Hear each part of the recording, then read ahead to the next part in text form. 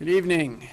Welcome to the Tuesday, January 16th, 2024 session of the Lake Forest City Council. Will the city clerk please call the roll? Certainly. Honorable Mayor Tack.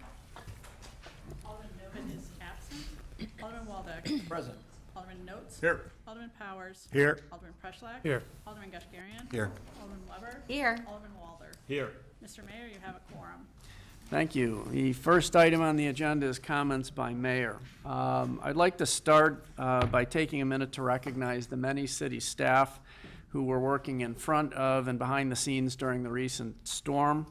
Members of public safety, the snow operations team made up of staff from public works, building maintenance, fleet, forestry, parks, streets, sanitation, and water and sewer sections. I am, and I'm sure you are, continually impressed at the high level of service that this city provides its residents. In fact, there's a recent story on the city's blog about how the city is leveraging technology to streamline snow operations. If you're interested, you can find it at lakeforestlove.com. The next item that I would like to address relates to the issue of suburban migrant drop-offs. I'm bringing this up because over the past month or so, this has been the number one issue that I've had email concerning.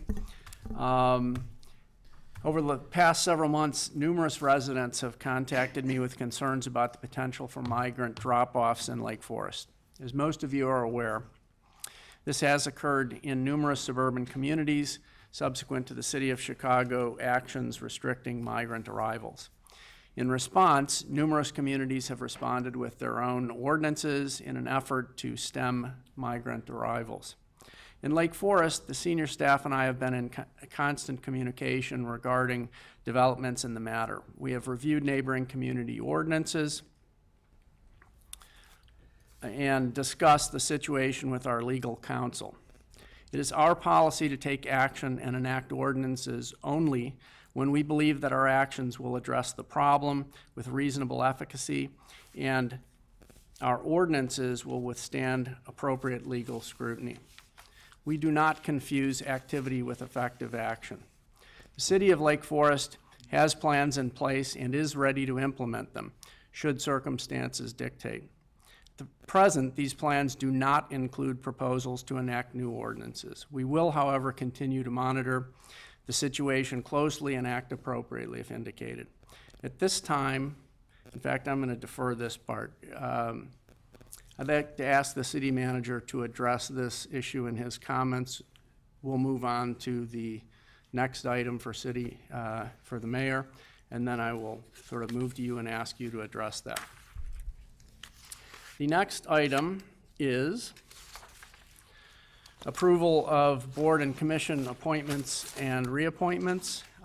Tonight, I would like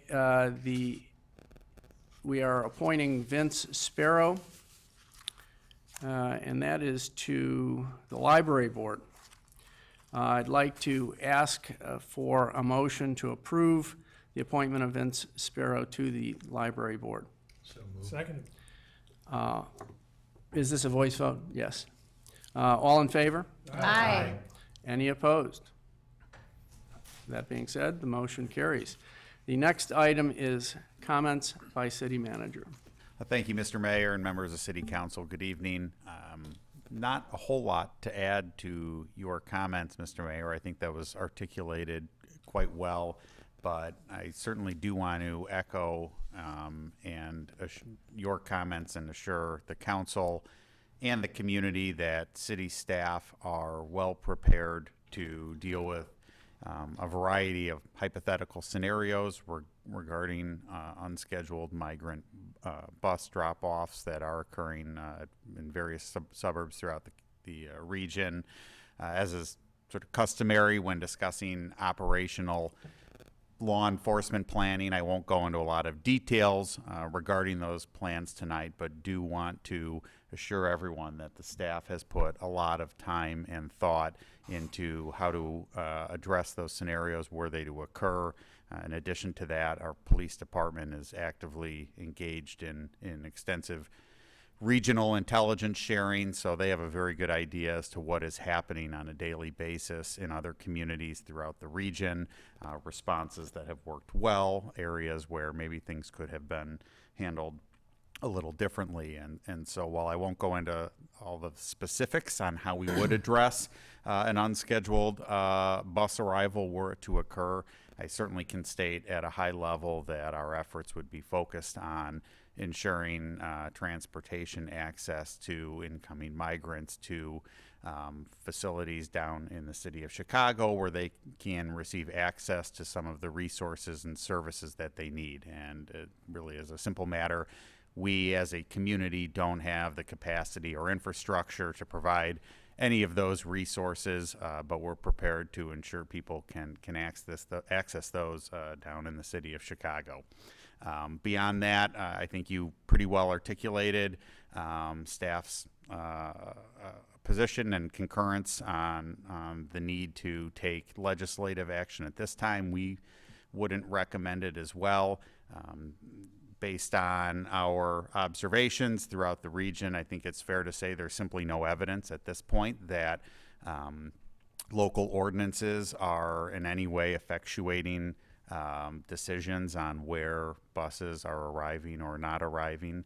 And as you said, local ordinances, even if well-intentioned, can bring with them a host of unintended consequences, certainly things we've discussed at a staff level and in consultation with our legal counsel. So, in closing, I will just say that we recognize it's a fluid situation. We're always prepared to adapt in our response based on changing circumstances, but at this point in time, we're very confident in our ability to manage the situation based on current plans, and if and when that ever changes, we'll be sure to keep the city council and the community apprised. And if there are no questions or comments, I'm happy to take them. Otherwise, I have no other report this evening. Are there any questions for city manager? Hearing none, we'll move on to the next item, which is opportunity for citizens to address the city council. Are there any citizens that would like to address the city council at this time?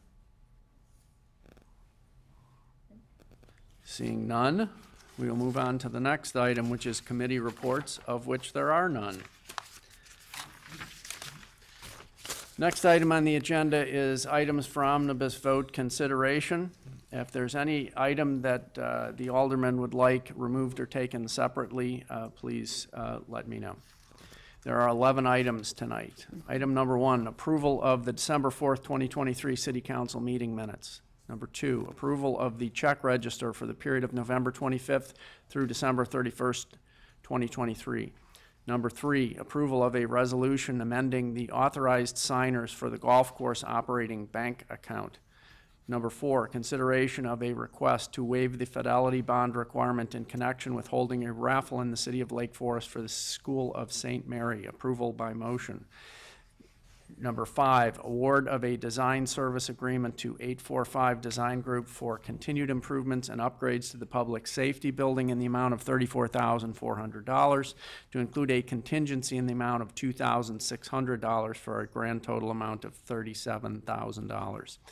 Number 6, ratification of an emergency purchase of a police patrol vehicle approved by the city manager to De Orazio Ford of Wilmington, Illinois, in the amount of $46,959.26. Number 7, approval to waive the bid process and approve the purchase of a replacement senior center 14-passenger bus to Midwest Transit Equipment Incorporated in the amount of $111,625. We seem to have had some driving issues in the recent month. Number 8, approval of a purchase of a replacement rear load refuse truck to Truck Center Companies, the chassis, in the amount of $213,672, and McNellis Truck Manufacturing the body in the amount of $135,134 for a grand total cost of $348,806. Number 9, consideration of a waiver of permit fees related to the renovations and upgrades of the barn house on the Ragdale campus at 1260 North Green Bay Road. Approval by motion. Number 10, consideration of an ordinance approving a recommendation from the Building Review Board, first reading, and if desired by City Council, final approval. And finally, number 11, consideration of an ordinance approving a recommendation from the Zoning Board of Appeals in support of a setback variance at 1055 Beverly Place, first reading, and if desired by the City Council, final approval. Are there any items that the alderman would like to have removed or taken separately? Hearing none, may I have a motion to approve the 11 omnibus items as presented? So moved. Second. All right, this is a roll call vote. Alderman Waldeck. Aye. Alderman Notes. Aye. Alderman Powers. Aye. Alderman Freshlack. Aye. Alderman Vanderhaeren. Alderman Weber. Aye. Alderman Walder. Aye. 7 yea, 0 nay, motion carries. Very good. The next item is old business, of which there is none this evening. Next item, new business, of which there is none this evening. And the final item, oh, are there any comments by aldermen? No. Okay. At this time, I'd like to ask for a motion to adjourn into executive session pursuant to 5 ILCS 120/2 parentheses C, parentheses 11, pending litigation, and parentheses 5, purchase or lease of real property for the use of public body, and parentheses 6, disposition of property and the consideration for the sale or lease of property owned by the public body. So moved. Second. May we have a roll call vote, please? Alderman Notes. Aye. Alderman Powers. Aye. Alderman Preschlack. Aye. Alderman Gushgarian. Aye. Alderman Weber. Aye. Alderman Walder. Aye. Alderman Waldeck. Aye. 7 yea, 0 nay, motion carries. Very good. At this time, we'll be adjourning into executive session. I would like to note that there will be no further business following the executive session.